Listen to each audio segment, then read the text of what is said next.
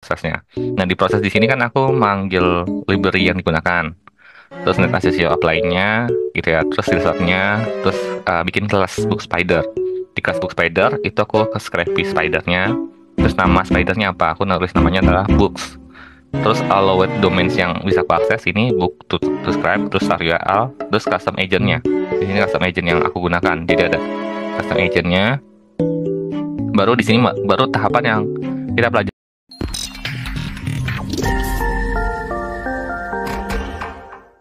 Halo semuanya, ketemu lagi di hari ini. Jadi hari ini kita akan melanjutkan materi web scraping di Python. Nah, di sesi kali ini, teman-teman kita akan belajar satu use case. Gimana kita akan men-scraping seluruh data yang ada di dalam web. Jadi kalau misalkan kita mau scraping kayak e-commerce gitu ya, let's say, kita mau ambil kayak gambarnya, atau misalkan kita mau ngambil informasi linknya, terus judulnya, judul produknya, harga produknya, terus rating produknya dan seterusnya di dalam satu page di web HTML. Kan biasanya ada page di bawahnya tuh kayak nanti halaman pertama kan mungkin pertama, terus ada next, next, next dan seterusnya. Kita mau scrap semuanya tuh, seluruh halamannya. Gimana sih caranya? Gampang banget, teman-teman. Kita akan memasuki use case spider. Nah, bagi teman-teman yang baru pertama kali nonton di sesi kali ini, pastikan teman-teman nonton video sebelumnya di minggu lalu. Saya jelaskan konsep web scraping sederhana dan mana ini akan jadi baseline untuk teman-teman mengerjakan use case ini, gitu ya. Jadi ini saling berkesinambungan lah ya materinya dari materi sesi sebelumnya sampai yang sesi sekarang, gitu. Nah, di sesi kali ini kita akan banyak membahas use case-nya secara garis besar, mulai dari nanti kita ngebahas apa yang harus kita lakukan, gitu ya. Terus step-stepnya seperti apa, sampai data tersebut bisa kita gunakan untuk kayak teman-teman mau data pre-processing, terus mencari data insight, dan seterusnya itu bisa digunakan, gitu. Dan nggak usah berlama-lama lagi, mari kita coba explore untuk sesi kali ini. Yuk kita explore. Oke, di sesi kali ini kita akan nge-scrap book to scrap ya. Jadi di sini tampilannya seperti ini. Jadi ada nama produknya, terus ada gambar produknya, ada judul bukunya, ada ratingnya, terus ada harganya, stoknya, dan kalau misalkan kita klik gitu ya, dia akan mengarahkan ke URL lebih detailnya dari produk tersebut, gitu ya. Ini akan kita scraping semuanya. Jadi total ada 1000 ya, 1000 data dengan 1 sampai 20 halaman yang akan kita coba akses seperti itu. Nah, kalau misalkan teman-teman mau cek website seperti apa, teman-teman bisa akses di bawah ini. Di sini ada lokasi websitenya. Jadi books.toscrap.com. Jadi teman-teman akses, di situ ada tampilannya akan seperti ini, gitu ya. Ini akan kita execute nanti untuk melakukan web scraping sendiri seperti itu. Nah, kalau misalkan dari per tab-nya, di sini ada berapa tab-nya? Di sini ada travel and etc. sampai ke parenting, gitu ya. Dari jenis-jenis bukunya seperti itu. Nah, langkah pertama, aku akan kasih insight ke teman-teman workflow-nya. Workflow kita sesi kali ini seperti apa sih sebenarnya? Workflow kita seperti sesi kali ini kita akan memulai dengan memanggil library yang diperlukan. Jadi kita akan manggil library apa saja yang secara tidak langsung akan kita gunakan selama scraping dengan spider ini sendiri, gitu ya. Once kita udah memanggil library-nya, kita akan membuat classes. Jadi kalau misalkan teman-teman pernah belajar class gitu ya, nanti kita akan mencoba buat kelas spider itu untuk scraping, sama nanti kita akan membuat function di dalamnya. Termasuk nanti kita akan buat gimana function tersebut bisa dijalankan di notebook. Karena so far, biasanya kalau scraping itu kita ngebuat dokumennya tuh .py, bukan Python notebook gitu ya. Jadi kita akan men-trigger sebuah function agar proses itu bisa dijalankan. Maksudnya .py itu jadi jalannya di kernel, di command line. Nah, sekarang kita nggak jalan command line, tapi di halaman Jupyter Notebook. Nanti di initiate buat fungsi untuk jalan di notebooknya seperti itu. Nah, namun ketika menjalankan ini, gitu ya, kita nggak bisa melakukan rerun gitu ya. Jadi kayak misalkan step pertama, mau coba jalanin lagi, nanti akan muncul error. Nah, kalau misalkan once teman-teman muncul error, pastikan teman-teman restart kernelnya agar ini bisa dijalankan sih kontennya. Nah, nanti aku kasih contohnya seperti apa. Selanjutnya kita akan melanjutkan data pre-processing, gitu ya. Di dalamnya kita akan melakukan penggalian data, mau mengubah data-data yang perlu diubah. Kayak misalkan Mungkin harganya kalau misalkan teman perhatikan di slide sebelumnya ini masih ada satuan euronya kan. Kan kalau misalkan ini kan kita nggak bisa ubah dalam bentuk integer. Pastinya kita akan menghilangkan euronya itu. Nah, itu gimana caranya? Itu. Nah, terus setelah kita data processing, kita akan menggali data insight di dalamnya. Kayak misalkan kita mencari kata kunci tertentu di dalam produk gitu ya. Itu kayak gimana kontennya, seperti itu. Nah, kita mulai dari step satu persatu dari sini, kedua, tiga, keempat, dan kelima ya. Di step pertama kita manggil library yang diperlukan. Nah, library yang diperlukan pertama pastinya adalah kita akan import Scrapy dulu. Karena ini adalah library yang kita pelajari dari awal. Jadi ini adalah framework untuk meng-scrap web gitu ya. Nanti kita tinggal import Scrapy, terus Nest Asensio itu adalah mengatasi masalah loop Asensio di Jupyter. Jadi kalau misalkan kita mau jalankan Jupyter, kita harus initiate ini sih. Udah pasti agar bisa jalankan di Jupyter. Karena kalau misalkan codingan scraping biasanya bentuknya kita jalankan di command line. Jadi kita menginitiate Nest Asensio, terus kita import pandasnya karena kita menyimpannya dalam pandas. Terus kita menggunakan crawler runner untuk menjalankan crawlernya, gitu ya. Dan twisters internet, jadi buat mengakses internetnya dari nanti ada reaktor untuk membatasi accessibility-nya. Nah, nanti di sini kita akan ada namanya global variable atau result, yang mana ini akan menyimpan hasil scraping. Kita buat dalam bentuk list kosong dulu, nanti kita simpan dalam bentuk dictionary di dalamnya. Seperti itu. Once kita udah nyiapin ini, kita akan membuat functionnya. Di function kita akan membuat nama spidernya. Misalkan di sini aku namainnya spidernya adalah books gitu ya. Nah, nanti ada allowance domains gitu ya, dimana domain yang diizinkan untuk di crawl gitu ya. Dan websitenya itu start URL-nya itu sama sebenarnya kayak allowance domains-nya. Jadi URL awal yang untuk mulai crawling. Kalau misalkan teman-teman ada berapa URL, itu bisa di-initiate dan bisa melakukan looping di dalamnya. Nah, selanjutnya ada di custom setting. Di custom setting itu aku menginitiate jadi user agentnya. Ini aku menggunakan MacBook. Jadi di sini Macintosh dalam nanti kalau misalkan teman-teman menggunakan Windows nanti disesuaikan cari di internet ya, custom settingnya disesuaikan agar bisa di-accessibility-nya untuk di Windows seperti itu. Nah, di user agent itu mengidentifikasikan diri seperti browser normal, jadi kayak bukan robot atau anything else lah ya, tapi kayak benar-benar orang akses Mozilla terus ngambil datanya. Nah, terus ada download delay, jadi biar nggak ketahuan bahwa ini adalah sistem, aku sengaja delayin 0,5 second gitu ya, untuk ngambil antar requestnya, jedanya tuh nggak kelihatan gitu ya. Terus abis itu default request header itu, jadi ini menghilangkan broadly dari encodingnya, terus masuk request fingerprinter implementation untuk kalau misalkan ini aku hapus, itu biasanya ada pop up warning depreciation gitu ya. Ini aku sengaja biar hilangin aja sih warning depreciationnya. Nah, habis itu kita akan lakukan parsing dari web scrapingnya. Ini yang akan kita simpan di result.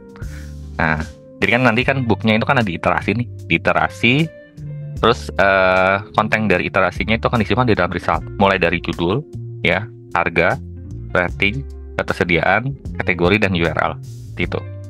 Nanti kita akan cek apakah ada halaman selanjutnya di next page-nya. Jadi nanti next page-nya dalam bentuk variabel, di aksesnya gini. Nah, bagi teman-teman yang baru pertama kali nonton, pasti kan nonton di video sebelumnya, ini udah aku jelasin secara detail apa masuknya ini apa sih artinya, terus ini artinya apa, terus ini artinya apa, itu udah aku jelasin di video sebelumnya. Jadi hopefully teman-teman nonton dulu video sebelumnya agar nggak miss maksudnya apa nih, ini apa artinya. Nah, itu nonton dulu sebelumnya ya biar tetap paham dengan konteksnya. Terus nanti di sini aku sengaja ngecek next page. Jadi di next page-nya kalau misalkan ada available gitu ya, masih ada, nanti dia akan menjalankan ngulang proses parsingnya sampai selesai seperti itu. Nah, udah selesai baru kita panggil function dari spidernya. Spidernya aku siapin jadi crawler runner gitu ya. Terus runner crawl book spider ini adalah kita menjalankan kelas dari book spider yang udah kita buat di sini, ya kan? Nah, once itu kita nanti ada reactor stop, jadi buat sekali jalan aja gitu ya. Jadi dia akan nge-blocking call ya, blocking call untuk nggak bisa dipanggil berulang-ulang di dalam Jupyter Notebook. Jadi kalau misalkan udah dipanggil, kita harus restart kernel dulu baru bisa dijalankan. Baru nanti ntar di sini aku buat start scraping. Jadi akan menjalankan run spidernya ini. gitu ya. Nanti refactory.run, nanti ntar outputnya kan result nih. Resultnya ini akan aku simpan di sini. Di sini kan aku ada resultnya kan. Nah, resultnya ini aku simpan untuk dijadikan dalam bentuk data frame seperti itu. Nah, setelah udah itu kita simpan kan di dalam data frame-nya, nanti disimpan ini dalam nama books ya, books.df gitu ya, agar accessibility-nya untuk bisa digunakan. Nanti kalau udah kita ubah mata uangnya itu menjadi hilang, tinggal di kayak gini aja, replace.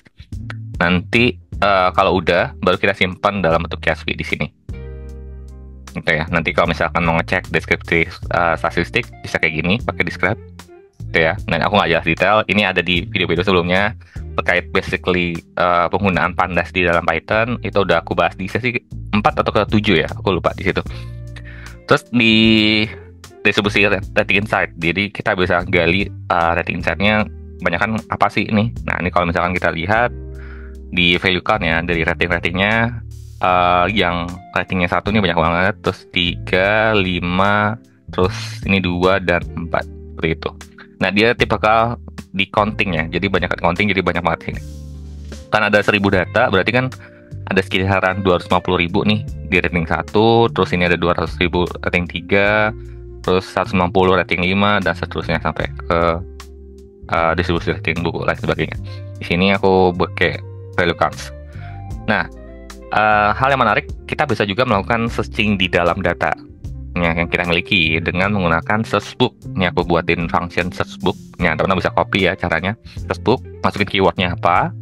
Nanti result itu adalah books df, gitu ya. Ini buku yang itu, terus book df str content keyword. Jadi aku akan keyword terus case-nya false. Jadi nggak ngaruh huruf kecil huruf besar. Jadi kalau misalkan kita nyari ada tulisan something gitu ya, dia langsung ketemu. Nah, tapi kalau misalkan dia nggak ketemu, dia akan tulis tidak ditemukan buku yang dengan kata kunci tersebut. Nah, caranya gimana? Nanti ntar tinggal search book, masukin kata kuncinya, nanti dia akan nyusunnya seperti ini. Gitu. Jadi aku nyari kata kunci siap, nanti tadi muncul kan kayak gini, nama bukunya siap object. Harganya sekian, ratingnya 4, variannya out of stock, kategori travel, URL ini. Gitu. Ini konten dari yang udah kita scripting tadi di awal, yang ini. Jadi kan ada berapa nih, judul, harga, terus setting, ketersediaan, kategori, dan URL. Itu. Oke, nggak usah lama lagi, kita akan coba lihat di Python-nya seperti apa. Hopefully teman-teman kebayang secara garis besar. Nanti aku coba kita pindah switch ke halaman codingnya. Yuk kita cek. Oke, ini codingannya ya. Jadi ada proses import scraping, next accessio, dan seterusnya sampai di bawah. Oke nih. Nah, kalau misalkan aku jalankan ulang yang ini, misalkan ya, ini aku jalankan ulang. Ini kan aku udah jalankan nih sebelumnya. Nanti dia akan muncul file reaction-nya, proses itemnya. Nah, di sini ada reactor non-resistance stable. Jadi kalau misalkan teman-teman, ini aku udah jalanin sebenarnya, udah jalanin di sebelumnya. Jadi kalau misalkan aku udah jalanin, terus dijalanin lagi, ini akan tulis reactor not resistance stable. Jadi teman-teman harus nge-restart kernel di sini untuk menjalankan ulang. Jadi kalau nggak bisa jalanin ini di ransel, terus di ranselnya lagi, ranselnya nggak bisa. Jadi cuma sekali ransel doang prosesnya. Nah, di proses di sini kan aku manggil library yang digunakan, terus net accessio apply-nya gitu ya, terus resultnya, terus bikin kelas book spider. Di kelas book spider itu aku ke scrapy spidernya, terus nama spidernya apa, aku nulis namanya adalah books. Terus allowed domains yang bisa aku akses ini book to scribe, terus star URL, terus custom agent-nya. Di sini custom agent yang aku gunakan. Jadi ada custom agent-nya. Baru di sini baru tahapan yang kita pelajari di scraping di minggu lalu. Nah, ini kontennya. Jadi ada, kita akan ngaksesnya pakai CSS gitu ya. Nah, di CSS itu ada berapa namanya code-code yang harus teman-teman pahami gitu ya, biar bisa mengaccessibility dari scripting-nya. Di sini ada judul, terus ada harga, rating, ketersediaan, kategori, dan URL. Dan aku menambahkan next page buat mengakses apakah ada page selanjutnya. Terus habis itu jalankan spidernya seperti itu. Nah, once itu di jalan, sebenarnya nanti ntar outputnya akan seperti yang di bawah ini, yang di di book df head gitu ya. Nah, ini prosesnya aku coba jalankan ya. Jadi pertama aku restart kernel dulu. Nah ini kan udah ke restart nih, baru kita panggilkan ini. Ini kalau bukti udah di restart, ini nanti start dari satu lagi proses ininya. Apa namanya? Item-itemnya. Once ini udah ke restart dari udah terulang lagi jalannya, kita jalanin ulang lagi sih di sini.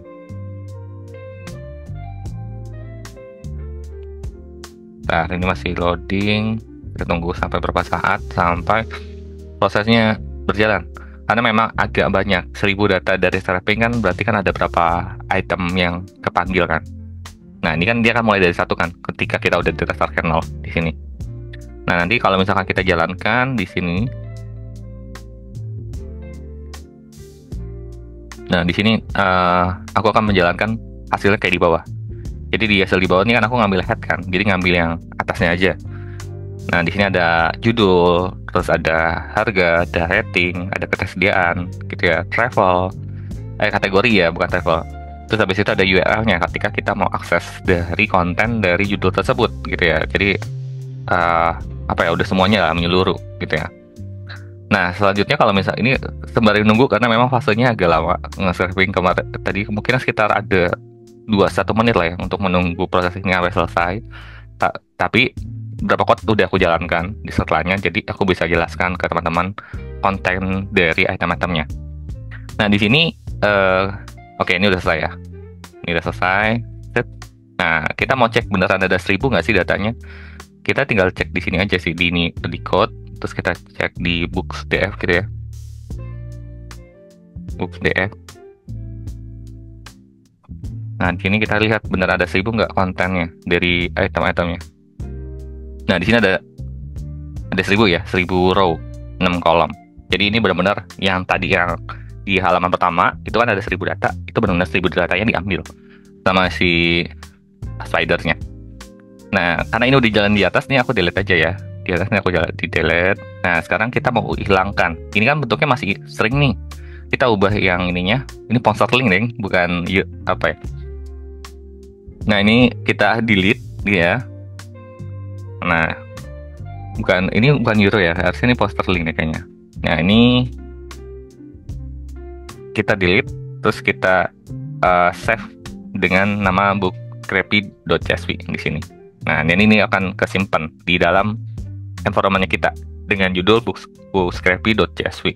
Nanti kalau misalkan kita mau cek statistiknya, tinggal teman-teman jalankan ini. Sebenarnya nanti ntar dia akan lihat statistiknya kayak jumlah total datanya ada 1000, rata-ratanya $35 pounds gitu ya. Standard deviation-nya 14 gitu ya. Min-nya ada 10 gitu. Max-nya adalah 59. Jadi rata-ratanya di 35 lah. Harganya nggak begitu mahal, nggak begitu murah. Di range 30 sampai 60. Seperti itu. Nanti kalau misalkan kita mau lihat distribusi dan sebagainya, ini teman-teman bisa adjust ya sesuai kebutuhan. Kan teman-teman lihat datanya ini. Teman-teman mau misalkan mau grouping per kategori. Kategori mana sih yang paling banyak? Itu bisa teman-teman lakukan grouping di visualisasi. Ini aku contohin pakai rating ya. Nanti ntar show-nya itu kita panggil import method lib. PLT figurnya kita atur ukurannya 10,6. Terus ratingnya dihitung value count, terus title-nya distribusi rating buku, X labelnya rating, Y labelnya jumlah buku. Terus kita ada grid-nya, Y-nya lifestyle-nya titik-titik-titik. Nah, ini opsional, boleh digunakan atau di-delete. Terus tag layout-nya ini, LT show, selesai. Nah, ini ada fungsi interaktif yang aku buat. Jadi ada search book. Jadi nanti ntar dia akan mencari string konten dari keyword-nya apa, terus case-nya false, terus dia akan count result-nya, terus dia akan mengambilkan tidak ditemukan buku dengan kata kunci tersebut. Nanti kalau misalkan search book-nya sharp, dia akan menampilkan sharp di sini. Coba ya, kayak gini. Ada jadi sharp. Nah, coba kita coba yang lain ya. Di sini ada apa lagi? Black, coba ya, black. Kita mau ngambil Black Maria, gitu ya. Bisa nggak ya jalan? Gitu ya. Kan blacknya tadi tulisannya gede. Kita coba tulisannya kecil. Nah, banyak kan? Jadi semua kata-kata black, padahal kita initiate-nya black-nya kecil. Nah, ini aku case-nya false. Jadi dia nggak terpaku harus menyesuaikan hurufnya besar, kecil dan sebagainya. Dia akan nyesuaiin. Nah, ini yang black ini banyak ya, ada berapa item gitu ya, ada sekitar 10 row lah yang ke capture di sini, seperti itu. Oke, itu dulu teman-teman untuk sesi use case kali ini. Semoga teman-teman bisa execute di platform lainnya dan bisa teman-teman cobai gitu ya, untuk teman-teman melakukan elaborasi dan meng-capture data-data yang bisa teman-teman tarik secara real time online gitu ya. Sekian dan sampai jumpa. See ya.